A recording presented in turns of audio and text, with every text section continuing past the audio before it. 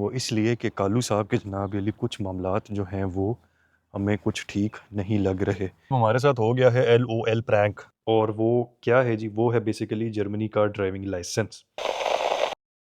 और जी जनाब, क्या हाल चाल है आपका? उम्मीद करते हैं जी आप ठीक होंगे। नए दिन के साथ नई वीडियो, और नई वीडियो के साथ नई मुलाकात।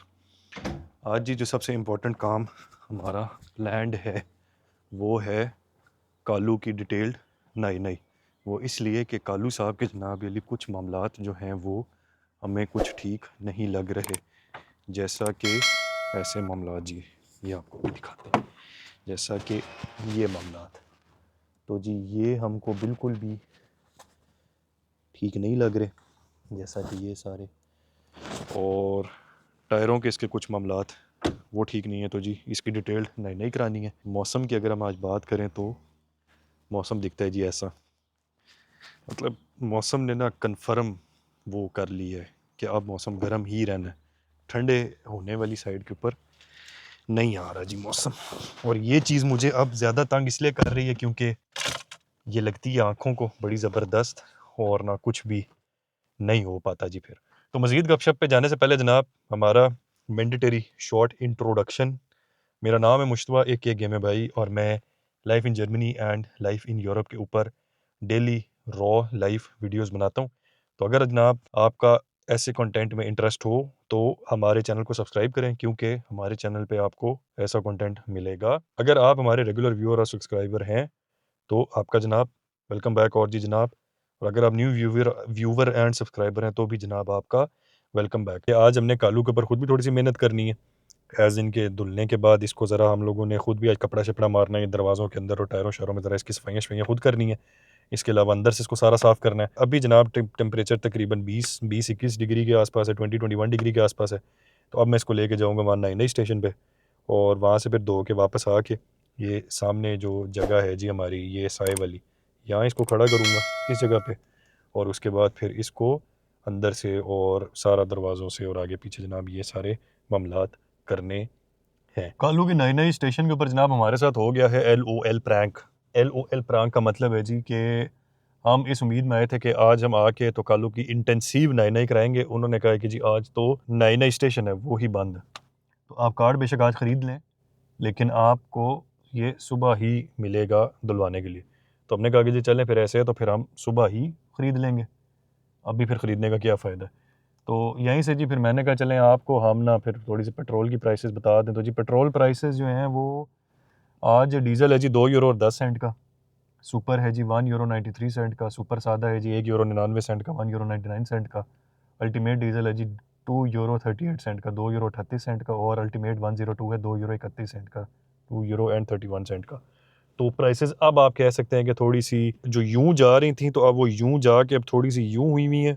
अब इसके बाद ये फर्दर यूं जाएंगी या यूं आएंगी जी, इसका भी कोई पता नहीं है। अब फिर घर चलते हैं वापस और जाके फिर देखते हैं कि घर में क्या मामला है। और मज़े की बात है जी, अब मैं इसको यहाँ पे बाहर खड़ा करके अंदर से भी नहीं साफ़ कर सकता, क्योंकि आज संडे है, और संडे होता है जनाब जर्मनी में रूए टाट, जिसका मतलब होता है कि आपने संडे वाले दिन शोर नहीं करना होता जी। तो अब अगर मैं वैक्यूम क्लीनर चलाऊंगा उससे शोर होगा, और हमारे आसपास इर्द गिर्द ऊपर नीचे जो भी कोई लोग रहते हैं फिर वो तंग पड़ेंगे, और उनमें से अगर किसी ने कंप्लेन कर दी कि जी ये संडे वाले दिन शोर कर रहे हैं तो फिर मामलात ख़राब हो जाएंगे। तो आज क्योंकि हमारे पास थोड़ा सा टाइम है जी, तो मैंने कहा आपके साथ एक इम्पॉर्टेंट टॉपिक के ऊपर थोड़ी सी इन्फॉर्मेशन वाली गेमें की जाए। और ये टॉपिक इसलिए थोड़ा सा इम्पॉर्टेंट है क्योंकि जी ये आपकी डेली लाइफ का एक पार्ट है। इसके बगैर ना यहाँ पे लाइफ थोड़ी सी मुश्किल है, इम्पॉसिबल नहीं है, मुश्किल है। और जब से मैं जर्मनी मूव हुआ हूँ तो मैंने, क्योंकि इस सारे प्रोसेस में से मैं खुद भी गुजरा हूँ, तो मैं उसके बाद से हमेशा ये कहता हूँ कि यार मुझे अब समझ आई है कि जर्मनी के अंदर ये जो एक चीज़ है ये नेसेसिटी क्यों नहीं है और ये लग्जरी क्यों है। आपने भी अक्सर सुना होगा यूट्यूब के ऊपर, इंस्टाग्राम के ऊपर आगे पीछे कि जनाब जर्मनी के अंदर एक चीज़ जो है वो बहुत ज़्यादा महंगी है, और वो क्या है जी, वो है बेसिकली जर्मनी का ड्राइविंग लाइसेंस। ये आपने भी सुना होगा कि जी जर्मनी का ड्राइविंग लाइसेंस पहले तो बड़ा मुश्किल है, और मुश्किल होने से पहले जी बड़ा महंगा है। और ये बात वाकई सच भी है। और अभी इसके अंदर जो करंट गवर्नमेंट है जी, वो कुछ रिफॉर्म लाने की कोशिश कर रही है कि इसको थोड़ा सा अफोर्डेबल बनाया जाए, इसको थोड़ा सा नीचे लाया जाए। ये महंगा, पहले तो बात कर लेते हैं कि ये महंगा है क्यों, और उसके ऊपर बात करते हैं कि इसको थोड़े से सस्ते तरीके से कैसा किया जा सकता है। तो जनाब, नंबर वन, ये महंगा क्यों है? ये महंगा इसलिए है जी, क्योंकि यहाँ पे आपको ड्राइविंग लाइसेंस लेने के लिए कुछ सर्टन स्टेप्स हैं जो फॉलो करने पड़ते हैं, और उन स्टेप्स को फॉलो करते करते आप पर आवर पैसे पे करते करते जो ओवरऑल प्राइस बनती है वो बहुत ज़्यादा हाई बनती है। तो मतलब ये बना कि हर स्टेप के साथ आपकी पर आवर रिक्वायरमेंट है, और उस पर आवर की रिक्वायरमेंट के साथ उसकी फिर पर आवर कॉस्ट है, और वो जब कॉस्ट कम्युलेट होती है तो एट द एंड जो फाइनल आपको कार्ड मिलता है तब तक पैसे आपके इतने ज़्यादा हो चुके होते हैं कि जब आप उसको सम करते हैं तो वो ठीक ठाक महंगा बन जाता है। मैंने जी पर्सनली 2023 के अंदर ड्राइविंग लाइसेंस लिया था, यहाँ का, जर्मनी का, और मुझे वो कॉस्ट किया था राउंड अबाउट 1500 यूरोस, 1500 से 1600 यूरो के बीच में।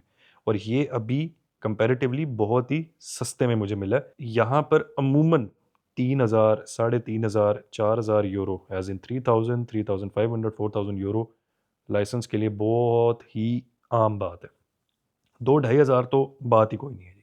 वो तो आप समझ लें कि एक तरह से एक स्टार्टिंग थ्रेशोल्ड यहाँ पे लाइसेंस के बारे में कहा जाता है। नंबर 1 तो बात हो गई कि जी ये क्यों महँगा। अब नंबर 2 बात हम करते हैं कि जी इसके अंदर वो स्टेप क्या है बेसिकली। तो स्टेप इसके अंदर जनाब ये है कि जिस वक़्त आप उस एज थ्रेशोल्ड को पहुँचते हैं, या जिस वक़्त यहाँ पर लोग एज थ्रेशोल्ड को पहुँचते हैं, तो सबसे पहले जनाब वो रजिस्ट्रेशन करते हैं और वो लेते हैं जी थ्योरी क्लासेस।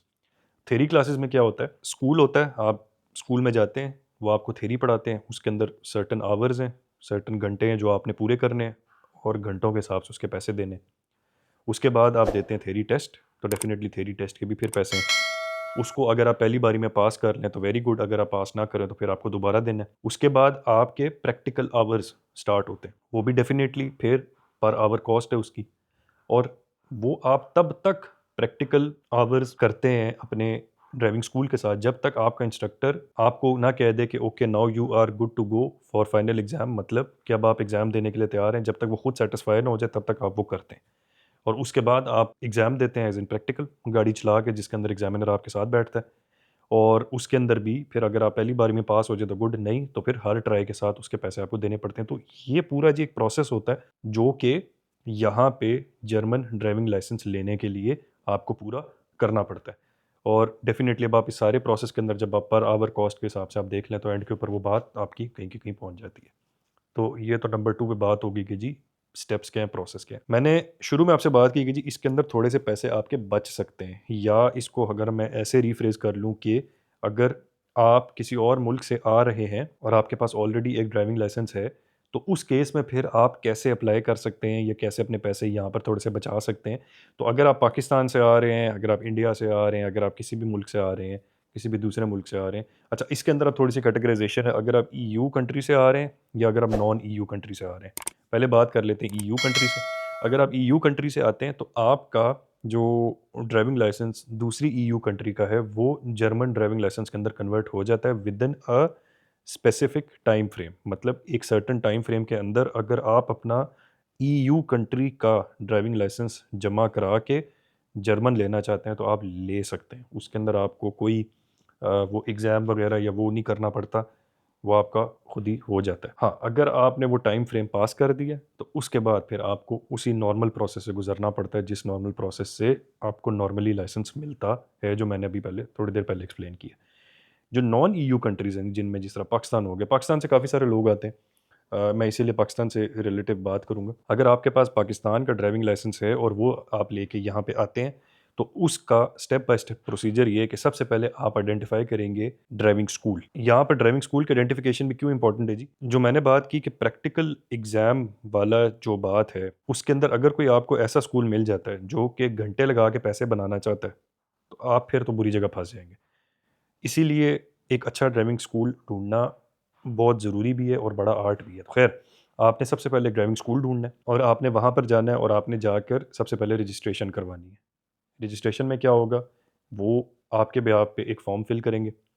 आपसे आपकी जो एग्ज़िस्टिंग ड्राइविंग लाइसेंस है, उसकी कुछ डिटेल्स लेंगे। आपको वो एक लिंक देंगे तैयारी करने का थ्योरी एग्ज़ाम की। इसके अंदर पैसे आपके इस तरह बच जाते हैं कि अगर आपके पास ऑलरेडी एग्जिस्टिंग लाइसेंस है तो वो जो थ्योरी की क्लासेस आपको सेपरेटली स्कूल जाके लेनी पड़ती हैं वो एग्जाम्प्ट हो जाती हैं। आप डायरेक्टली थ्योरी का एग्ज़ाम खुद से तैयारी करके दे सकते हैं। वो आपको एक पोर्टल का लिंक दे देंगे, आप उस पोर्टल के ऊपर खुद से तैयारी करेंगे। वो बेसिकली सिमुलेशंस होती हैं उसके ऊपर, और सिमुलेशंस की आप प्रैक्टिस करते हैं, और जब आपको लगे कि हाँ जी, अब मैं एग्ज़ाम देने के लिए रेडी हूँ, तो तब आप उनको बता देते हैं कि जी अब मुझे एग्ज़ाम देना है। वो आपके लिए एग्ज़ाम की जो डेट है वो बुक कर देंगे और आपको बता देंगे जी इस टाइम के ऊपर आपने जाना और जाके एग्ज़ाम देना है। यहाँ पर मैं एक चीज़ क्लियर कर दूँ जी, जो आपको प्रैक्टिस पोर्टल में सिमुलेशंस मिलती हैं, एग्ज़ाम के अंदर एग्ज़ैक्टली सेम सिमुलेशंस नहीं आती। सिनेरियोज़ थोड़े से चेंज होते हैं, इसीलिए बड़ा ज़रूरी है कि जब भी आप अपने थ्योरी एग्ज़ाम की प्रिपरेशन करें, तो कोशिश करें कि आप उन सिमुलेशंस का रट्टा ना लगाएँ, आप उन सिमुलेशंस को समझें। ये बहुत ज़्यादा ज़रूरी है, क्योंकि अगर आप रट्टा लगा के जाएँगे तो एग्ज़ाम के अंदर 1 टू 1 सेम चीज़ नहीं आती, आपका थ्योरी एग्ज़ाम फ़ेल हो जाएगा, और फ़ेल होता भी है और बड़ी कॉमन बात है। आप अपने उस एलोकेटेड स्लॉट पे जाएँगे, किसी भी तुफ़ सेंटर पे, और वहाँ पर तुफ़ सेंटर होगा या कोई भी सेंटर होगा जो आपको आपका ड्राइविंग स्कूल बताएगा, वहाँ आप जाएँगे, जाके एग्ज़ाम देंगे, और एग्ज़ाम पे ही आपको पता लग जाएगा कि आप पास हैं या फ़ेल हैं। अगर तो आप पास हैं तो स्क्रीन पे वहीं आ जाएगा, आपको एक पेपर वो मिल जाएगा, अगर फ़ेल है तब भी स्क्रीन पे वहीं आ जाएगा, पेपर मिल जाएगा, और वो इस तरीके से। अगर आप exam as in theory exam fail करते हैं तो आप उसके 2 हफ़्ते के बाद फिर दोबारा रीअपीयर हो सकते हैं। तो ये भी एक उसके अंदर इम्पॉर्टेंट चीज़ है। जिस वक़्त आप थियरी एग्ज़ाम पास करेंगे उसके बाद आपके प्रैक्टिकल आवर्स स्टार्ट हो जाएँगे। अगर तो आपके पास ऑलरेडी लाइसेंस है, तो उस केस में इंस्ट्रक्टर जो आपके साथ बैठेगा ड्राइविंग स्कूल का, वो पहले दिन जज करेगा कि आपको बेसिक्स गाड़ी चलाने की प्रैक्टिकली कौन-कौन सी आती हैं। तो उसी में से वो आपको बता देगा, आपको ये बेसिक्स आपकी ठीक हैं और इन-इन बेसिक्स ऊपर काम करने की ज़रूरत है। तो उस बेस के ऊपर फिर वो आपके साथ, आपके पास अवेलेबल स्लॉट क्या है, किस दिन पे है, और क्या फ्रीक्वेंसी होगी, वीक वीक के अंदर 1 क्लास होगी या 2 होंगी या 3 होंगी, वो आपके साथ इस तरीके से एग्रीमेंट करके तो आपकी ये प्रैक्टिकल क्लासेस स्टार्ट कर देगा। और इसके अंदर जनाब अली आपकी सिटी के अंदर ड्राइविंग की प्रैक्टिस होती है, ऑटोबान मोटरवे के ऊपर चलाने की प्रैक्टिस होती है, पार्किंग की प्रैक्टिस होती है, इसके अलावा रूल्स एंड साइंस जो रोड्स के ऊपर लगे होते हैं उनके ऊपर आपने कैसे रिएक्ट करना है, इनकी प्रैक्टिस होती है। मतलब एक कंप्लीट आपको आप ड्राइविंग स्कूल की गाड़ी के अंदर ड्राइविंग सीट पे खुद बैठेंगे, साथ इंस्ट्रक्टर बैठेगा और वो आपको बताता जाएगा कि यहाँ से लिंक होना है, एज़ इन यहाँ से लेफ्ट होना है, यहाँ से राइट होना है, सीधा जाना है, यहाँ पे रुक के पार्किंग करो, ये वो, मतलब वो आपको सारा बताएगा और आपने करना है। और जहाँ पे आप गलत करेंगे तो डेफ़िनेटली फिर वो आपको करेक्ट करेगा। आप इस प्रोसेस से गुज़र जाएँगे टिल द पॉइंट कि आपका जो इंस्ट्रक्टर है वो आपको कहेगा कि ठीक है, अब आप एग्ज़ाम के लिए तैयार हैं।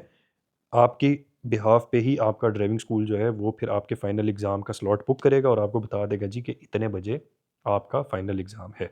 फ़ाइनल एग्ज़ाम वाले दिन जी एक टिप, कोशिश ये करें कि जिस गाड़ी के ऊपर आपने प्रैक्टिस की है उसी गाड़ी के ऊपर आप एग्ज़ाम दें। बहुत सारी जगहों के ऊपर तो वही गाड़ी होती है, बहुत सारी जगहों के ऊपर गाड़ियाँ चेंज भी हो जाती हैं। ये आप अपने ड्राइविंग स्कूल से रजिस्ट्रेशन के टाइम पे सारा कुछ क्लियर कर लें कि जिसके ऊपर मैं प्रैक्टिस करूँगा मुझे वही गाड़ी चाहिए, क्योंकि आपका हाथ ऑलरेडी बैठा होता है, बड़ा आसान होता है फिर बहुत सारे मामलात में टेस्ट के अंदर उस चीज़ को पास करना। ख़ैर, टेस्ट वाले दिन जनाब आप चले जाएँगे। अच्छा, अब यहाँ पर कुछ जगहों के ऊपर जो इंस्ट्रक्टर है वो खुद आगे सीट पे आपके साथ बैठ जाता है, कुछ के अंदर वो पीछे बैठता है। बहरहाल टेस्ट वाले दिन आप होंगे ड्राइविंग सीट पे, एग्ज़ामिनर होगा और आपका इंस्ट्रक्टर होगा, और आपको एग्ज़ामिनर जो है वो डायरेक्शंस देगा और साथ में आपको असेस करेगा कि आप गाड़ी कैसे चला रहे हैं। आपने गाड़ी को स्टार्ट कैसे किया है, आपको गाड़ी की बेसिक्स का पता है, आपको आपने सीट बेल्ट लगाई है, नहीं लगाई है, आपने पार्किंग लॉट में से गाड़ी निकाली है या नहीं निकाली, अगर निकाली है तो कैसे निकाली है। कभी-कभार एग्ज़ामिनर चेक करने के लिए कि नॉलेज कितना अच्छा है, कोई रट्टा तो नहीं लगाया हुआ या वैसे कुछ पम्प तो नहीं किया हुआ इन्फॉर्मेशन को, जानबूझ के कुछ गलत चीज़ें भी बताते हैं, ये चेक करने के लिए कि आया नॉलेज ठीक है या नहीं है। तो वहाँ पर आप उनको कन्फ्रंट करते हैं या नहीं करते, लॉजिकल कन्फ्रंट करते हैं या नहीं करते। उसके बाद जब आप रोड के ऊपर गाड़ी चलाते हैं, सिग्नल्स, रोड साइंस, इनके साथ आप कैसे रिएक्ट करते हैं, और उसके अंदर फिर आपको एग्जामिनर बताएगा कि जी यहाँ से आप लेफ़्ट हो जाएँ, यहाँ से आप राइट हो जाएँ, तो आप कैसे लेफ़्ट होते हैं, कैसे राइट होते हैं, आपका रिएक्शन टाइम क्या है। इसके अलावा फिर वो आपको बताएगा कि एक सर्टेन स्पॉट पे जाके कहेगा जी यहाँ पे आप पार्किंग करें, तो आप पार्किंग कैसे करते हैं। मैं एक चीज़ यहाँ पे क्लियर कर दूँ, जर्मनी के अंदर हमेशा जो पार्किंग का स्टाइल है वो पैरेलल लगा के तो फिर आप बैक पार्किंग करते हैं। आप सीधी यूँ गाड़ी नहीं घुसाते, अगर आप सीधी यूँ घुसाते हैं तो फ़ेल है, वो गलत है।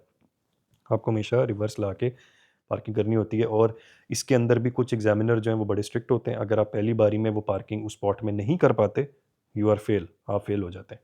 कुछ हैं वो आपको एक और चांस दे देते हैं। तो वो यही देखते हैं कि अच्छा आपने गाड़ी के साथ पैरेलल कितना डिस्टेंस रखा है, आप कितना उसको बैक लेकर आए हैं, फिर कितने पे आपने उसको कितने डिग्री पे टर्न किया, मतलब वो सारा कुछ आपको टोटली असेस करते हैं। तकरीबन 45 मिनट से 1 आवर का ये प्रैक्टिकल एग्ज़ाम होता है। और अगर तो आप सारे स्टेप्स को सही करते जाते हैं, तो उस एग्ज़ाम के एंड पे ही आपको एग्ज़ामिनर बता देगा कि जी आप पास हैं। आपको कार्ड देगा, कार्ड के पीछे वो उसी वक़्त उसकी डेट लिखेगा कि जिस दिन आपने एग्ज़ाम पास किया है, और आपको वो लाइसेंस दे देगा। तो ये तो जी पूरा एक प्रोसेस है कि यहाँ पे लाइसेंस मिलता कैसे है।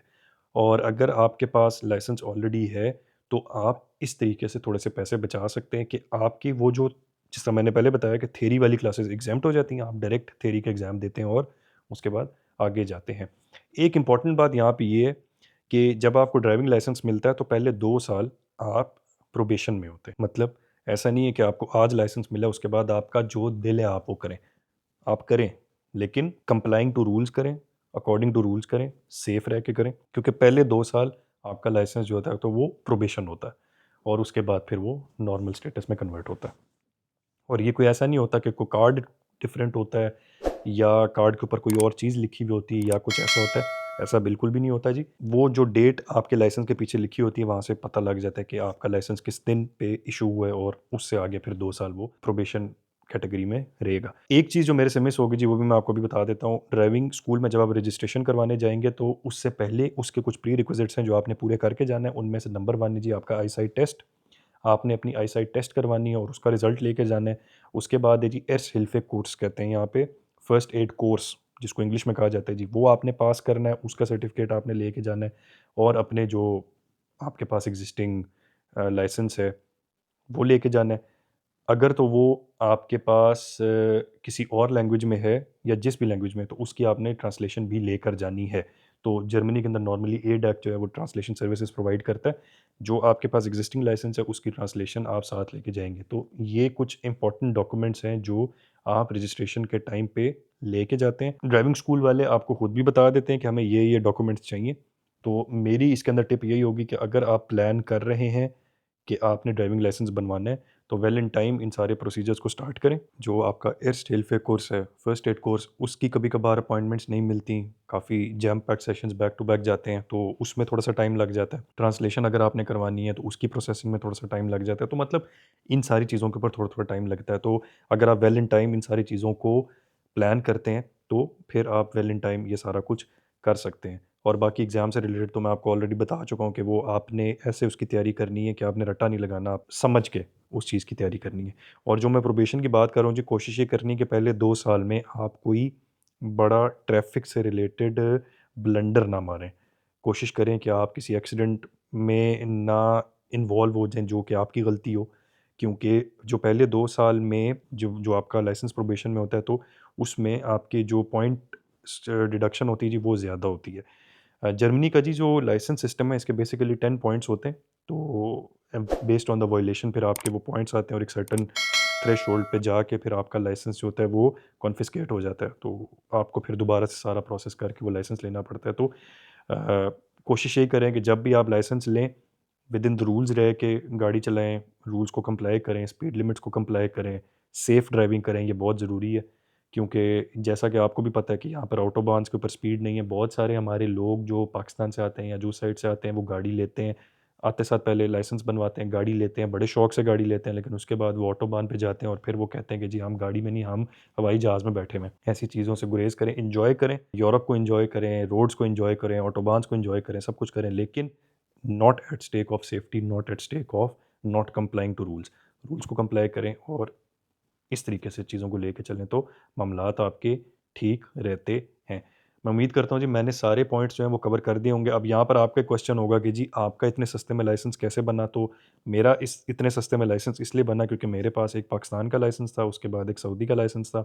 सऊदी का सिस्टम जो था वो इस सिस्टम से थोड़ा-सा मिला-जुला, कुछ रिलेटेबल सिस्टम था, तो कुछ मैंने जो ड्राइविंग परफेक्शन थी वो मैंने सऊदी के अंदर अचीव कर ली हुई थी, क्योंकि सऊदी के अंदर भी लेफ़्ट हैंड ड्राइव होती है और यहाँ पे भी लेफ़्ट हैंड ड्राइव होती है, तो एक मेरा हाथ लेफ़्ट हैंड गाड़ियों के ऊपर ऑलरेडी बैठा हुआ था। थ्योरी का एग्ज़ाम पास करने के बाद जब मैं प्रैक्टिकल एग्ज़ाम में गया तो मुझे बहुत सारी चीज़ें as per my instructor already I was good in that, तो मुझे उसके ऊपर कुछ ज़्यादा टाइम नहीं लगाना पड़ा। मिनिमम तरीन जो उसमें प्रैक्टिस आवर्स लग सकते थे मैंने वो लगा के तो फाइनल एग्ज़ाम दिया और अल्हम्दुलिल्लाह मैंने फिर पहली बारी में ही जो एग्ज़ाम था वो पास कर लिया था। तो ये तो जनाब बात होगी लाइसेंस आप जर्मनी में कैसे ले सकते हैं और कैसे पैसे बचा सकते हैं। अगर आपका इस पूरे प्रोसेस से रिलेटेड भी कोई क्वेश्चन हो तो कमेंट सेक्शन में ज़रूर लिखिएगा और मैं पूरी कोशिश करूँगा कि मैं उसको फिर as per your question further explain कर सकूँ और फर्दर आपको कोई भी आपकी क्वेरी हो तो मैं उसको क्लियर कर सकूँ। तो इसी के साथ जनाब फिर आज की मुलाकात को करते हैं एंड आपसे मुलाकात होगी नेक्स्ट वीडियो में न्यू गेमों के साथ। तब तक अपना ख्याल रखिएगा और दुआ में भाई को याद रखिएगा। आपसे मुलाकात होगी जल्द, तब तक के लिए अल्लाह हाफ़िज़।